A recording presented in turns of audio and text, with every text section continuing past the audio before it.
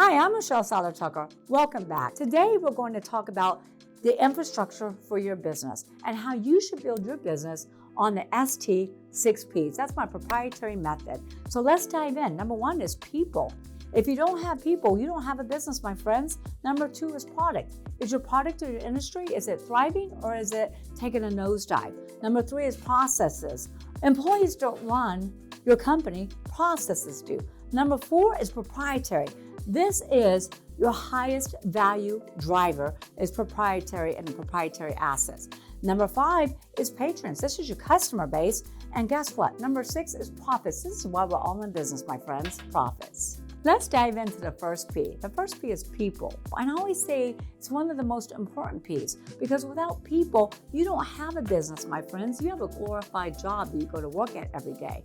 And that's why so many businesses don't sell. I would say 85 to 95% of businesses, according to Steve Forbes, won't sell. And one of the number one reasons, the business is so reliable upon that business owner. You take the business owner out of the business, there is no business. So you have to ask yourself, do you have a business that works for you? Or do you have a job that you go to work at every day? And you must look at your business, you must evaluate what I call the seats. This is every single department in your company. Who answers the phones? Who handles manufacturing? Who handles distribution? The list goes on and on. So you have to look at it and say, do I have the right people in the right seats? And always hire people that are smarter than you. And I know a lot of entrepreneurs are like, oh my gosh, I'm intimidated to do that. No, the best, the most successful entrepreneurs of all time have always hired people smarter than them. So you want to make sure that you have the right people in the right seats. You always want to ask the who question. So let me tell you about a story. I had this really sweet lady call me from Dallas, Texas. She was devastated. She was in panic. She was completely in disarray. She was crying, sobbing. Her husband dropped dead at the age of 40, left her with a mountain full of debt. And she was so distraught. She didn't know what to do. She said, Michelle, can you sell the business? I don't know how to pay these bills. I don't know anything about the business. And I said, sure, let me just ask you some questions. I said, does he have employees? Does he have people? She said, no. All he has is 1099s. I said, where's the data? Where's everything?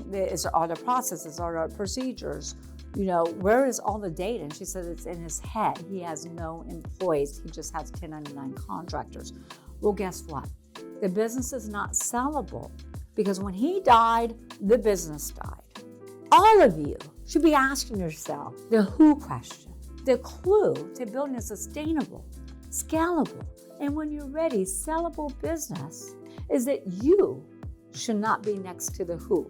You should never be next to the who. You have to learn to build a business without you. You got to learn to let go of the control. You'll never grow unless you let go of control.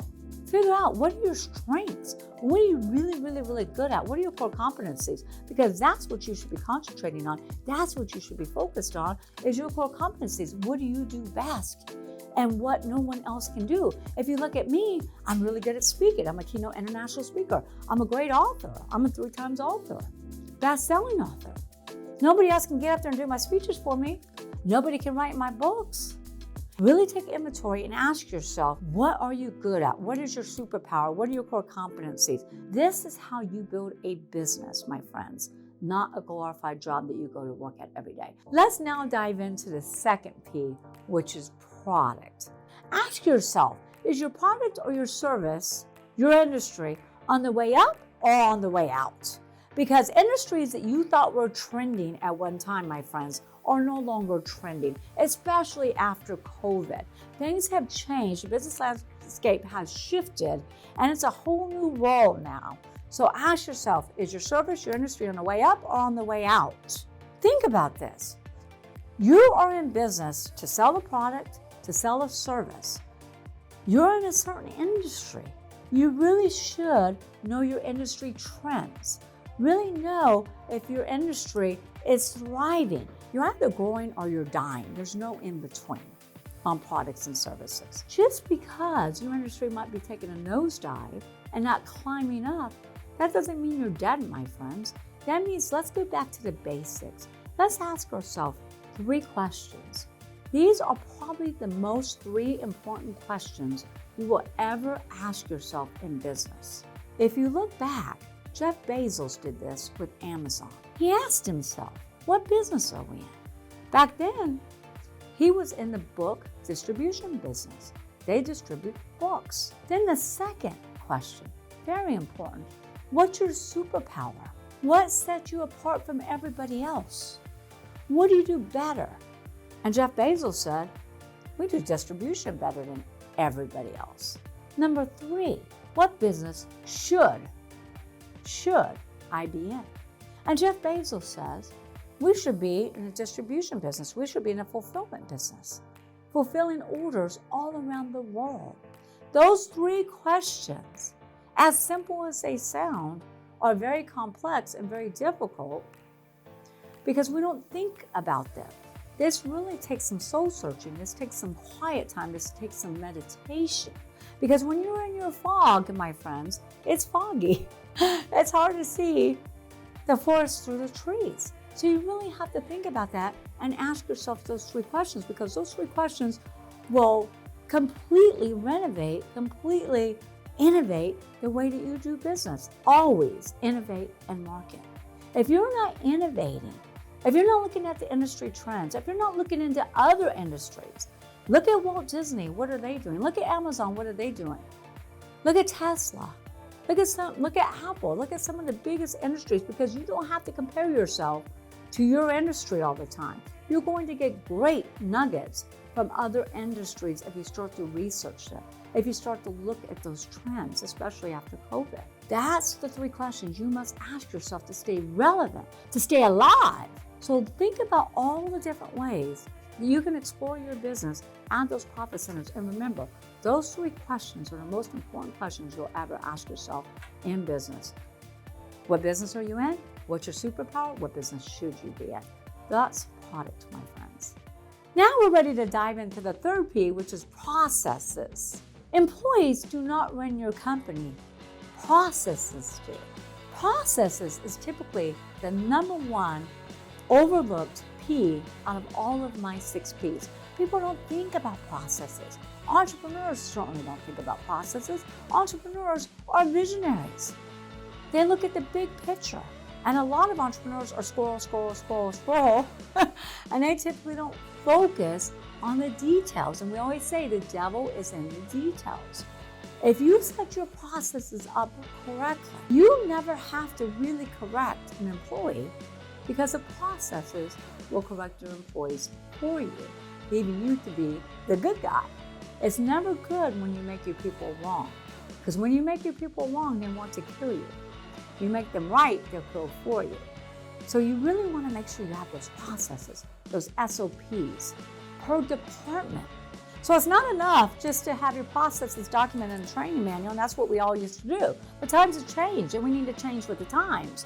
So you need to make sure that all your processes, procedures, SOPs are written out, but also make sure that you have a training platform, an online training platform, and make sure that you have bullets. I used to have, you see some of my clients write these paragraphs. You don't need paragraphs, you need bullets, and you need videos teaching on those particular processes. You really have to go back and button up processes, because if you don't have your SOPs, your processes, your employee contracts, your non-competes, your business is not going to be sellable, and it's certainly not going to be sellable for your desired price tag. So now let's explore the 4th P, which really is my favorite, and it's the highest value driver. Do you have intellectual property? IP, intellectual property, is your highest value driver. It can take you from a 3 to a 5 to 10 and beyond, multiple of EBITDA, earnings before interest, taxes, depreciation, amortization. There's 6 pillars to proprietary. Let's just go over them really quickly. Number 1, the more well-branded you are, the more I can sell your company for. Look at some of the biggest brands in the world. The number 1 brand in the world is Apple. Apple is worth over trillions of dollars, not including financials, inventory, assets, real estate, anything else, my friends. That's just for the brand. Build your brand, build your exit to exit rich. Then you have trademarks, but not just copyright trademarks. Make sure you have those federal trademarks in your company name, your logos, your slogans, patents. How many of you watch Shark Tank? How many sharks always ask the question, do you have a patent on that? Do you have a patent pending? The other thing that most business owners forget are these contracts. Contracts are like mailbox money. But here's the kicker to contracts. I've been doing this for 23 years. I've seen maybe 3 business owners get this right. Your contracts must be transferable because 98% of all sales are asset sales, not stock sales. If your contracts are not transferable, then your deal is dead in its tracks. So make sure you get transferable contracts. The other big thing is content. Content is king. Do you have a lot of content? Do you have a lot of social media following? I also always say digital real estate. If you're selling products, are you number one? Are you number one? Are you in the top 3 on Wayfair, Amazon, Etsy? Here's another huge thing that people haven't thought about. Well, now you're thinking about it. AI. AI is a huge value driver because what does AI do? There's more than what I'm talking about here. But proprietary, again, is your number 1 value driver and can take you from a 4 to a 5 multiple up to a 10 to 15. How many times do the sharks sometimes turn deals down because they don't have a cap? Ready to jump into that 5P? Without customers, you run out of gas.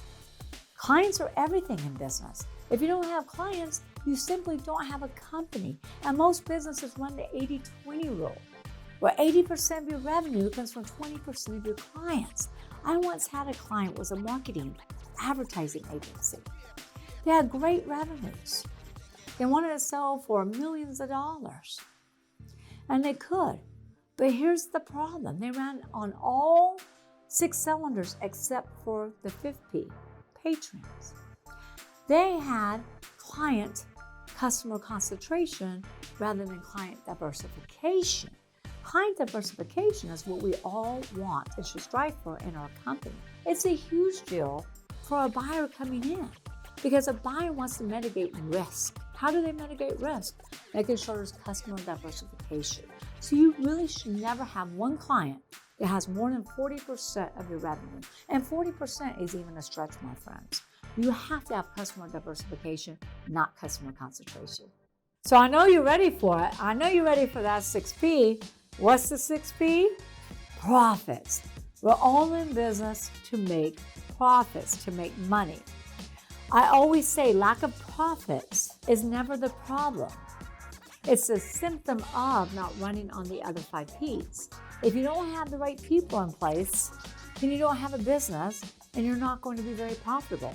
If your products, if your industry is on the way out and it's not thriving, it's dying, and you don't have congruent revenue centers, then you're not going to stay in business. If you don't have processes and the employees are running the company instead of the processes running the employees, you're not going to be very profitable. And if you haven't protected your IP, your proprietary assets, and continue to build upon those proprietary assets, that hurts profit too, especially if you don't protect them. Lack of profits is never the problem. It's the symptom of not running your business on one of the 5 Ps. So the name of the game is profits, my friend. So what we've been discussing is the 6 Ps. The 6 Ps is your infrastructure. You don't build a house without a solid foundation. If you build a house without a solid foundation, what happens? One strong wind comes by and your house can come falling down, come crashing down all around you.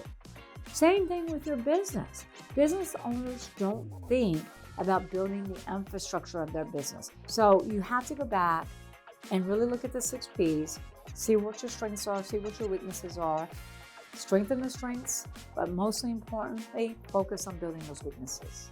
Thank you so much for your interest in our valuation services. I'm Michelle Seiler Tucker. I've been in this industry for over 23 years. We've been evaluating businesses, hundreds upon hundreds upon hundreds of businesses using my proprietary method. We are extremely thorough and we can maximize value for you. Someone from my office will be in touch shortly, or don't wait for them, schedule below. Pick a time that works for you and I'll send you chapter 12 of my book, How to Determine What Your Business is Really Worth Using the 6P Method. I would love to help you any way that I can. Go visit us at seilertucker.com. Make sure you subscribe to my YouTube channel and make sure you follow me on social media. I can't wait to work with you and help you.